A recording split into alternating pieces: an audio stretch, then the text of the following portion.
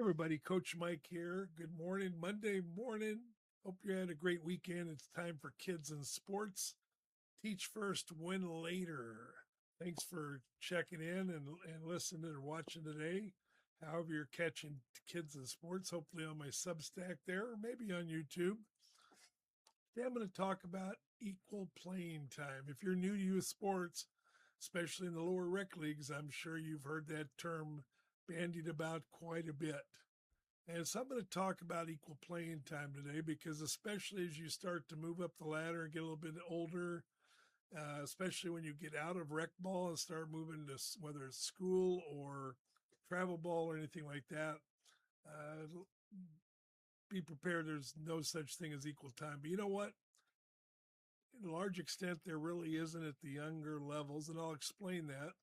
But I'll also tell you because the question comes up from time to time, well, how can I teach my players to earn their role or their spot on the team or their playing time? And yes, I get it, especially at the younger ages from, say, T ball up to about 8 and under, 10 and under. Uh, there are rules. Everybody should get a chance, an opportunity to play and learn the game because it is about learning, right? It shouldn't be about winning. If you're on an 8 and under team and you're worried about winning the game, we need to have a conversation. Okay, that's another ball game. That's what. And I'll just try to. I'm not a fan of 8 and under travel ball. I know I got some friends that they got kids in 8 and under travel balls. That's too early. And maybe next week I'll talk about the age appropriateness and why. I mean, if your kids are having fun, that's great. They're learning, great. But let's talk about equal playing time. My daughter started playing softball at 7 years old in Downey Ponytail. In most of your rec leagues for the younger ages like that, the rule is, and people call it equal playing time, but it's sort of, but not really. The rule is usually a player cannot sit on the bench for two consecutive innings. They must be put in the game every other inning at least. Now, here's the thing. Unless you have, for example, on a softball team, unless you've got 18 players on the team, well, you can't just flop them in and out every other inning, right? Some of the kids have to play more. Some of the kids are going to be in 2 or 3 innings in a row. So when I was coaching my daughter's 8 and under team way back when, and then later her 10 and under team, actually 10, second year, first year, second year, 10 and unders when I let her have another coach besides dad. But in her 8 and under teams, what I do for that age group where you have that rule that you have to put them in every other inning is the players that show up for practice, the players that work the hardest. And you have to explain it to them. You have to put the guidelines out there for them, for the kids. They don't know any better, right? They just want to come out and play. And they understand there's going to be rules, but they don't know what the rules are going to be most of the time. And at that age, especially, every kid is different. Our first 8 and under team was a team called Jammin' Jades. And my shortstop on that team was a kid named Rosie. She went on to play for her high school team, was a star. And I believe she went on to be a Sun Devil, if I remember right. She had instincts that you wouldn't see in sometimes 11 and 12-year-olds. And yet you have other kids out there picking the posies, and they're just there because mom or dad brought them to the field and wanted them to play.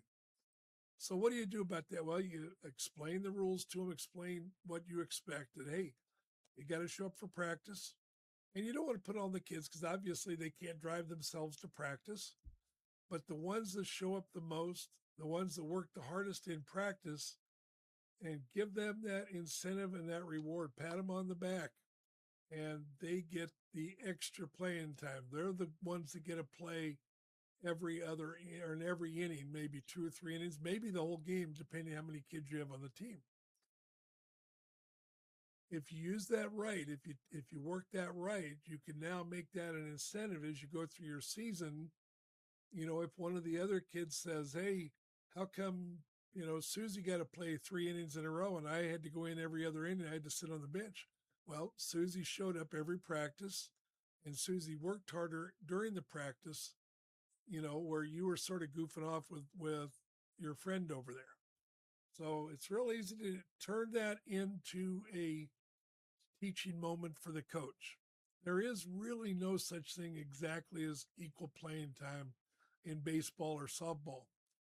Now, if you're coaching youth basketball, and I did that for the boys club over in Phoenix for a year, and I've coached, there was another basketball team. Now, a lot of those times they'll have where you have to put the kids in every other quarter. Okay, so if they're playing for the whole quarter, if you and especially if you have 10 kids on a team, now you're going to have more of an equal playing time. If you only have 8 kids on the team, then again you have you're going to need 2 players to play multiple quarters like that. So you can do a little substitution in there. And if I remember right, I think there was one league I was coaching in where they actually sort of took a timeout. The refs would call a timeout in the middle of the quarter and say, hey, let's have substitutions. Now, that's another way to work on that as well.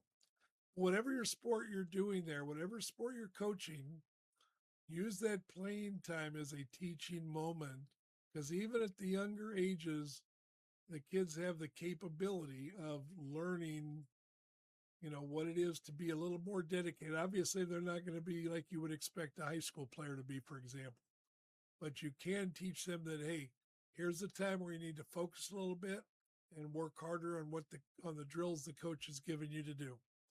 So I hope that helps you out for equal playing time.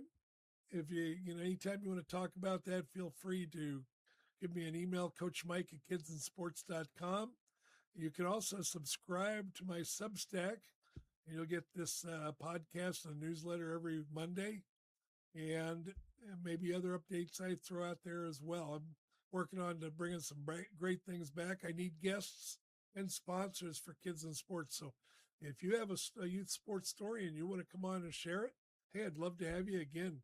Contact me. There's a link on the website on the Substack there to get a hold of me, and or give me an email and we'll get you on here. And I love to interview guests than just me talking all the time. As smart and good looking as I am, hey, I'd still rather have somebody to have a conversation with. Let's make our youth sports more than great again.